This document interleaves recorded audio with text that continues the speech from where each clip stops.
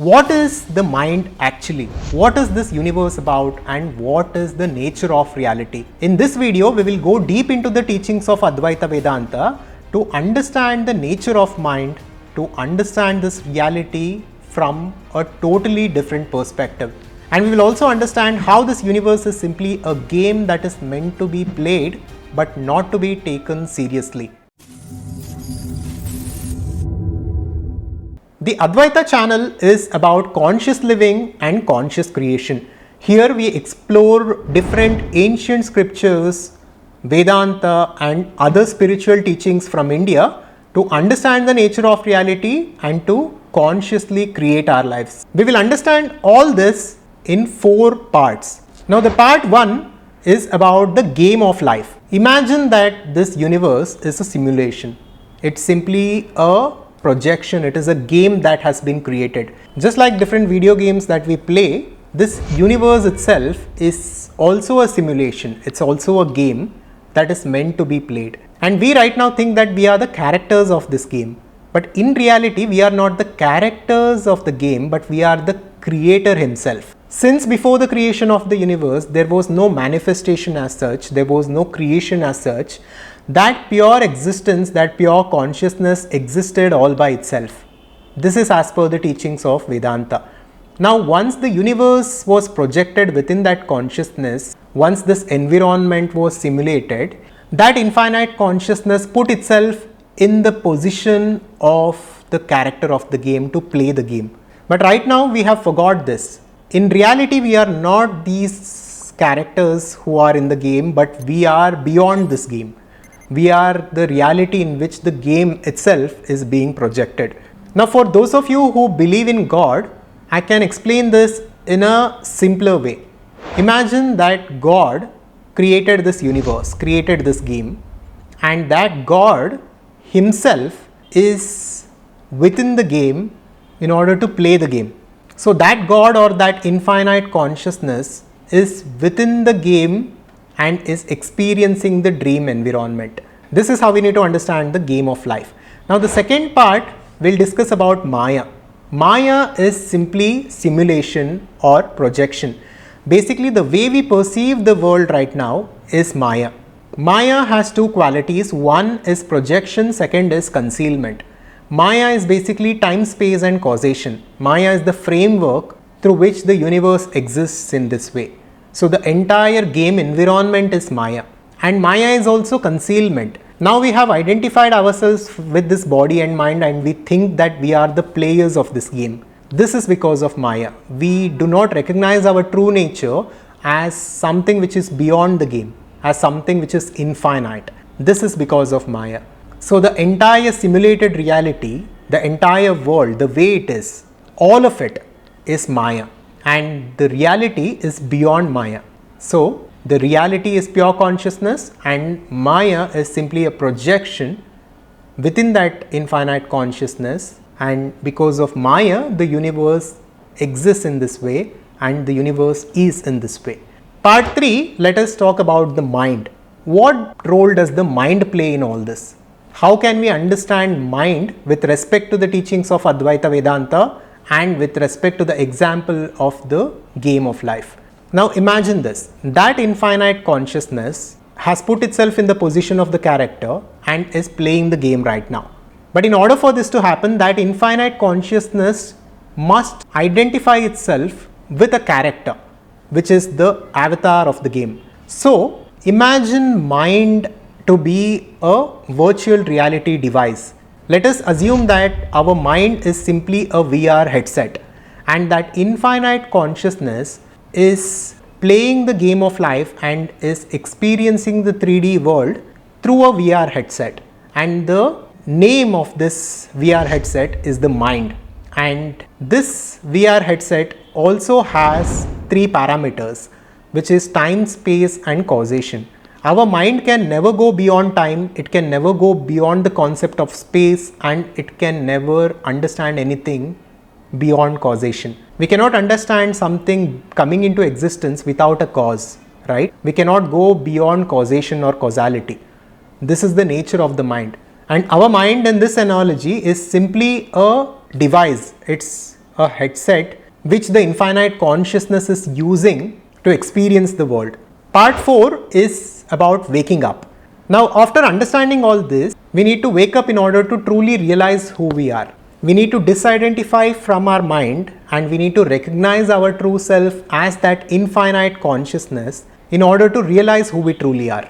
We are not this headset, we are not this device, we are not this mind, we are not this instrument.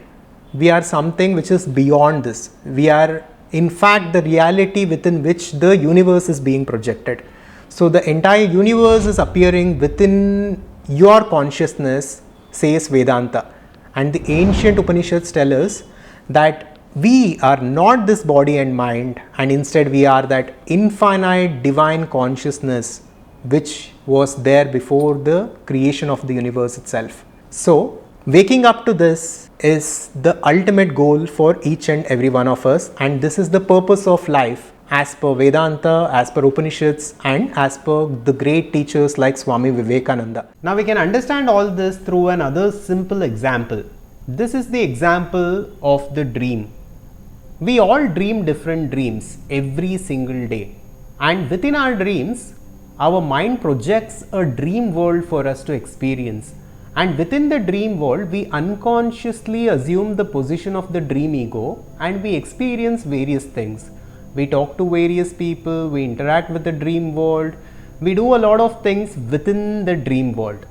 All the while being unconscious that we are not that dream ego, but instead we are a person who is sleeping on the bed. Now within the dream there are also other people, the dream environment, the sky, the roads, etc. All of these things seem to have their own independent existence apart from us. It seems like that to us when we are unconscious within the dream. But when we wake up from a dream, we realize that everything was a projection of our mind. It was our mind that projected a dream world for us, and we entered into the dream world as someone else, as the dream ego, and we experienced the dream world. And even though there was an environment within the dream that seemed like it had an independent existence of its own, it technically did not have an independent existence. It derived its existence from our own mind. Now within the dream we usually spend our time unconsciously. But what happens if we wake up within the dream?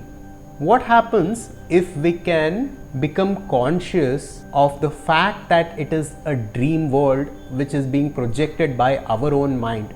Now this process of waking up within the dream and consciously creating the dream environment is called as lucid dreaming. Many people have experienced this. Through this, we can wake up within the dream and consciously control the dream world and design a dream world that we actually want to experience. Now, what Vedanta tells us is that even this waking world is just like a dream world. Of course, this is a much sophisticated form of simulation. This is a much sophisticated reality, but still it is a dream in the sense that this is not absolute, this is not ultimate. There is a level above this to which we need to wake up to. This is called enlightenment. This is the process of enlightenment.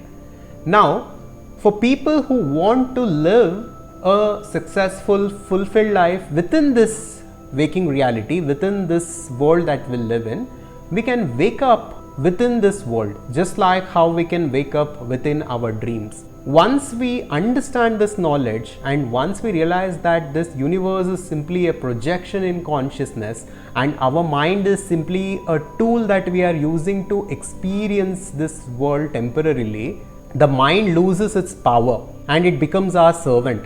Right now, our minds are not our servants. Our mind has become the master, and we are enslaved by the unconscious thought process and unconscious habits of our minds. This is why we are creating our lives and we are living our lives unconsciously, and we are becoming victims of our destiny. Now, if we wake up to this reality and wake up to this knowledge, we can consciously create a gap between our true self and our minds, and we can realize that our mind is just a tool and our mind is supposed to be our servant, and through this we can consciously design the life that we actually want to live. We can consciously design this game environment and play the game in the way that we'll actually enjoy. And the Bhagavad Gita 6th chapter 35th verse says, Shri Bhagavan Uvacha Asamshayam Mahabaho Mano Durnigraham Chalam Abhyasena tu Kaunteya Vairagyena cha Grahyate. Lord Krishna says, O mighty armed son of Kunti, it is undoubtedly very difficult to curb the restless mind, but it is possible by suitable practice, through consistent practice and by detachment.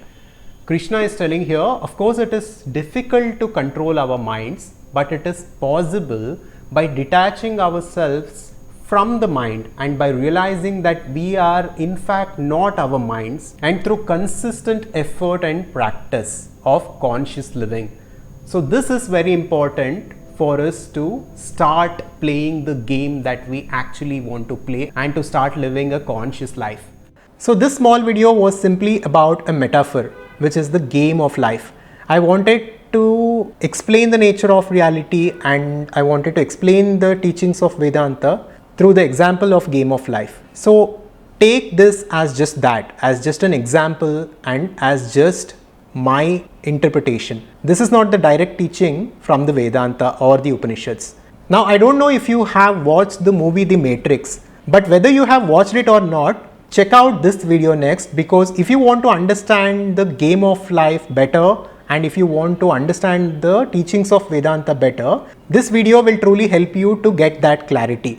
So you can check out this video next. Thanks for watching this video. Make sure to subscribe to our YouTube channel and I'll see you on the next one. If you liked the video, check out this next and make sure to subscribe to our YouTube channel for more content like this. Thank you and welcome to our community.